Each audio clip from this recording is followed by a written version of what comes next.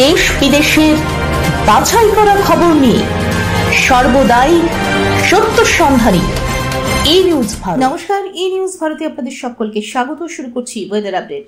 মঙ্গলবার দিনভর জেলায় জেলায় দফায় দফায় ভারী বৃষ্টির পূর্বাভাস দিয়েছে আলিপুর আবহাওয়া দপ্তর।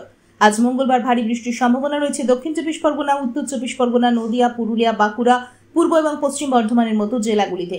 দক্ষিণবঙ্গের বাকি জেলাগুলিতে দিনভর বিক্ষিপ্তভাবে দফায় দফায় বৃষ্টি চলবে বলে জানিয়েছে হাওয়া অফিস।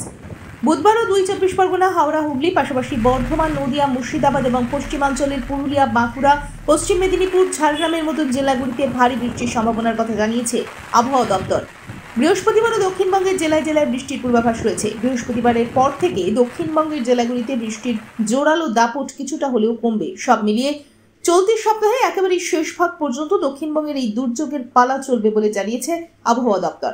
উত্তরবঙ্গের দার্জিলিং এর পাশাপাশি জলপাইগুড়ি, উত্তর দিনাজপুর, কোচবিহারের মতো জেলাগুলিতে আজ ভারী বৃষ্টির সম্ভাবনা রয়েছে। এছাড়া উত্তরবঙ্গের জেলাগুলিতে কম বেশি বৃষ্টি চলবে। আজ শহর কলকাতায় সারাদিন মেঘলা আকাশ। আজ শহর কলকাতার সর্বোচ্চ তাপমাত্রা 30.6 ডিগ্রি সেলসিয়াস, সর্বনিম্ন 25.3 ডিগ্রি সেলসিয়াস। গত সাপেক্ষিক আর্দ্রতার পরিমাণ 98%। ব্যুরো রিপোর্ট, ই নিউজ ভারত।